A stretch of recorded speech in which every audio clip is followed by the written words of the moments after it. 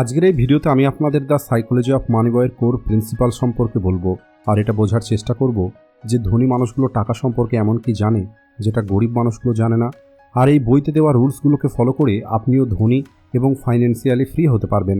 এর কারণ হলো এই বইটা লেখার জন্য অথর অনেক সফল এবং রিচ মানুষের ইন্টারভিউ নেন, ওনাদের বায়োগ্রাফি পড়েন আর ধনী মানুষদের টাকার সম্পর্কে সাইকোলজিটা অ্যানালাইজ করার পরে উনি এই বইটা লিখেছেন। আজকের এই ভিডিওটা আপনার টাকার সম্পর্কে সম্পূর্ণ ধারণাই বদলে দেবে। আজকের এই ভিডিওটা আমি 4টি পয়েন্টে ভাগ করেছি আর এই 4টি পয়েন্টের মধ্যে সবথেকে বেশি ইম্পর্ট্যান্ট হলো 4th রুলসটা।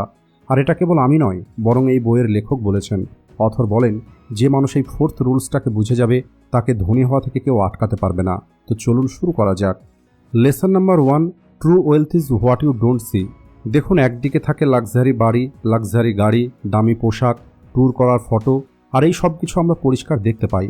অন্যদিকে ওই লাক্সারি বাড়ি অথবা লাক্সারি গাড়ির জন্য নেওয়া লোনের ইএমআই, অফিসের মেন্টাল প্রেশার, স্ট্রেস, আর এই স্ট্রেসের কারণে বাড়িতে প্রতিদিন ঝগড়া, এই সব কিছু আমরা দেখতে পাই না। অর্থাৎ যেটা আমরা দেখি সেটাই সম্পূর্ণ ছবি নয়, কিন্তু যে জিনিসগুলো আমরা পরিষ্কারভাবে দেখতে পাই ওই জিনিসগুলোই আমাদেরকে ভুলভাবে চিন্তা করতে বাধ্য করে।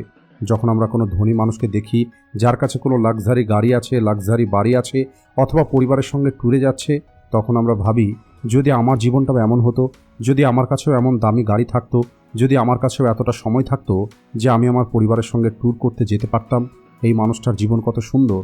কিন্তু তখন আমরা এটা ভাবি না ওই মানুষগুলোর লাইফ সত্যি সুন্দর কিনা। আমরা ওই মানুষগুলোর লাইফের একটি সাইডকেই দেখি যেখানে তারা তাদের ব্রাইট জিনিসগুলোকে দেখায়, যেগুলো দেখে আমরা ইমপ্রেস হয়ে যাই। কিন্তু আমাদের এটা মনে রাখতে হবে আমরা ওই মানুষটাকে নয়, বরং ওই মানুষটার লাক্সারি জিনিসগুলোকে সম্মান করি। যেমন যখনই আমাদের আশেপাশে কোনো ভালো গাড়ি দেখতে পাই তখন আমরা এটা বলি না যে ওই মানুষটা কত সুন্দর, বরং আমরা বলি ওয়াও গাড়িটা কত সুন্দর। আর এই কারণে মানুষের ব্রেনে আজ একটি পারসেপশন তৈরি হয়ে গেছে যে ধনী হওয়ার অর্থই হলো আপনার কাছে শো অফ করার জন্য, অন্যদেরকে দেখানোর জন্য কিছু না কিছু থাকতে হবে। কিন্তু রিয়ালিটিতে অ্যাকচুয়াল ওয়েলথ হলো সেটা যার কারণে আমরা স্বাধীনভাবে জীবনে বেঁচে থাকতে পারবো। যদি আপনার কাছে পৃথিবীর সমস্ত সম্পদ থাকে কিন্তু ওই সম্পদ এনজয় করার জন্য আপনার কাছে সময় না থাকে, কারণ আপনাকে সবসময় অফিসে বিজি থাকতে হয়, এছাড়া আপনি আপনার ওই কাজটাকে পছন্দও করেন না, তাহলে আপনার এত বেশি ধনী হয়ে কি লাভ হলো? আর এই কারণেই এই বইয়ের অথর আমাদেরকে বলেন কেবলমাত্র অন্যদেরকে দেখানোর জন্য নিজে টাকা খরচ করা, এটা হলো নিজেকে গরিব তৈরি করার সবথেকে সহজ রাস্তা এবং ধনী হওয়ার সবথেকে কঠিন রাস্তা। তাই যদি আপনি কোনো মানুষের কাছে দামি কোনো লাক্সারি গাড়ি দেখেন তাহলে আপনি এটা বলতে পারবেন না যে ওই মানুষটা অ্যাকচুয়ালি ওয়েলথি কিনা, কিন্তু আপনি এটা অবশ্যই বলতে পারবেন ওই মানুষটার ওয়েলথ থেকে ওই গাড়ির মূল্যটা কম হয়ে গেছে। আর আজ এই শো অফের পারসেপশনের কারণেই আমাদের ইন্ডিয়াতে 70% আইফোন এবং 80% গাড়ি ইএমআইতে বিক্রি হচ্ছে। Lesson number 2, you pay price for everything. মনে করুন আপনার একটি গাড়ি পছন্দ হয়েছে আর এখন আপনি ওই গাড়িটা কিনতে চান, আর ওই গাড়ির মূল্যটা হলো 12 লক্ষ টাকা। আর এখন আপনার কাছে 3টি অপশন আছে। প্রথমত, আপনি সম্পূর্ণ টাকাটা পেমেন্ট করুন আর ওই গাড়িটা কিনে নিন। দ্বিতীয়ত, যদি আপনার কাছে এতটা টাকা না থাকে তাহলে আপনি নিজের বাজেট অনুযায়ী একটি সস্তা গাড়ি কিনে নিতে পারেন।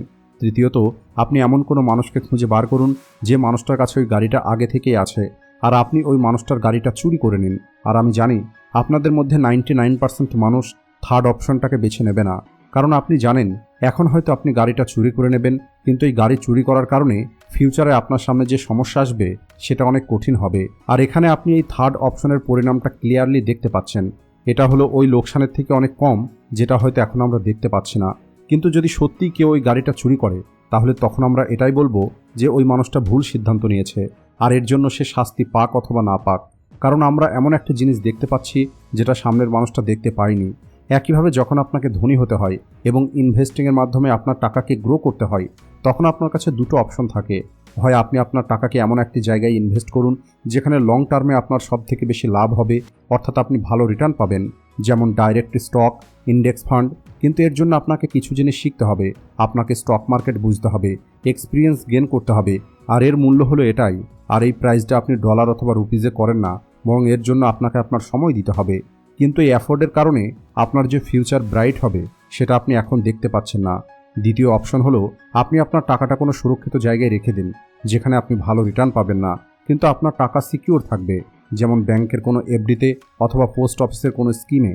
আর এই ইনভেস্টমেন্টে আপনি সেফটি তো পেয়ে যাবেন, কিন্তু এর পরিবর্তে আপনাকে কম রিটার্ন নিতে হবে, আর এটাই হলো এর মূল্য। আর এখানে সত্যি কথাটা হলো ম্যাক্সিমাম মানুষ দ্বিতীয় অপশনটাকে বেছে নেয়, আর বইয়ের লেখক এই মাইন্ডসেটটাকে ওই গাড়ি চুরি করার মতো মাইন্ডসেট বলেছেন। আর এর সহজ ডেফিনেশন হলো, অনেক মানুষ কেবল শো অফ করার জন্য অনেক বেশি টাকা খরচ করে, কিন্তু নিজের উপরে ইনভেস্ট করার জন্য খরচ করে না। এর কারণ হলো, নিজের উপরে ইনভেস্ট করার বেনিফিটটা এরা ক্লিয়ারলি দেখতে পায় না। আর এখানে অথর একটি ইম্পর্টেন্ট কথা বলেন, আর সেটা হলো, growth is driven by compounding and it's take time, but destruction is driven by single point of failure which happens in second. অর্থাৎ আপনার টাকা ধীরে ধীরে গ্রো হয় কম্পাউন্ডিংয়ের মাধ্যমে, কিন্তু ধ্বংস রাতারাতি হয়ে যায় আপনার কেবলমাত্র একটি ভুল ডিসিশনের কারণে। Lesson number 3, getting wealthy versus staying wealthy. এই পৃথিবীতে ধনী হওয়ার অনেক রাস্তা আছে, কিন্তু গরিব হওয়ার কেবলমাত্র একটিই রাস্তা আছে, সেটা হলো টাকাকে ভালোভাবে ম্যানেজ না করা আর কোনো রকমের চিন্তা না করে অতিরিক্ত টাকা খরচ করা। আর এই কারণেই অথর আমাদেরকে বলেন, ধনী হওয়ার থেকে অনেক বেশি কঠিন হলো ধনী হয়ে থাকা। কারণ যখন মানুষের কাছে টাকা থাকে না, তখন মানুষকে কন্ট্রোল করার কোনো প্রয়োজন পড়ে না, কারণ এখন তো তার কাছে কোনো টাকা নেই। কিন্তু যখন মানুষের কাছে অনেক বেশি টাকা চলে আসে, তখন ওই টাকাকে ম্যানেজ করা ও নিজের উপরে কন্ট্রোল করার প্রয়োজন পড়ে।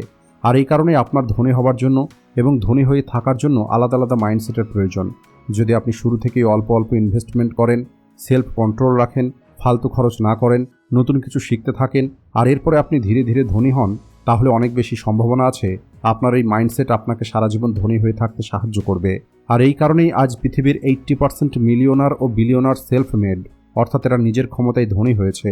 অন্যদিকে এই পৃথিবীর 70%-এরও বেশি লটারি উইনার আগামী 10 বছরের মধ্যেই পুনরায় গরিব হয়ে গেছে, কারণ এরা ওই মাইন্ডসেট এবং সেলফ কন্ট্রোলটা শেখেনি যেটা মিলিয়নার মানুষগুলো শেখে। দেখুন, গরিবের থেকেও খারাপ জিনিস কি জানেন? সেটা হলো আপনি ধনী হয়েছিলেন এবং পুনরায় আপনি গরিব হয়ে গেছেন। আর এই কারণে যদি আপনি নিজের ক্ষমতায় 1 লক্ষ টাকা ইনভেস্ট করে সেটাকে ম্যানেজ করতে না পারেন, তাহলে আপনি 10 কোটি টাকাও ম্যানেজ করতে পারবেন না। আর এখান থেকে আমরা একটা জিনিস বুঝতে পারি, আপনার সবথেকে বড় সমস্যা এটা নয় যে এখন আপনার কাছে টাকা নেই, বরং আপনার সবথেকে বড় সমস্যা হলো আপনি টাকাকে ম্যানেজ করতেই জানেন না।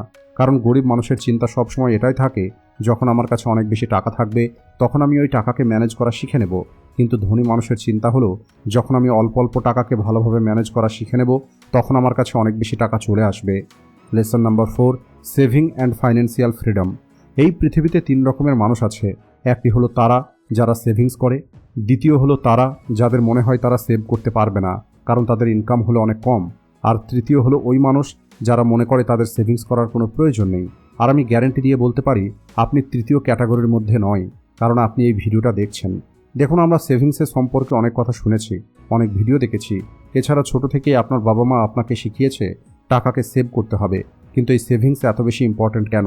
এর কারণ হলো, ওই প্রতিটা টাকা যেটা আপনি আজ সেভ করে ইনভেস্ট করবেন, সেটা আপনার ফিউচারের ওই টাইমটা আপনাকে কিনে দেবে, যে টাইমটা অন্য কেউ কিনে রেখেছিল। সেটা আপনার বস হতে পারে, আপনার কোম্পানি হতে পারে।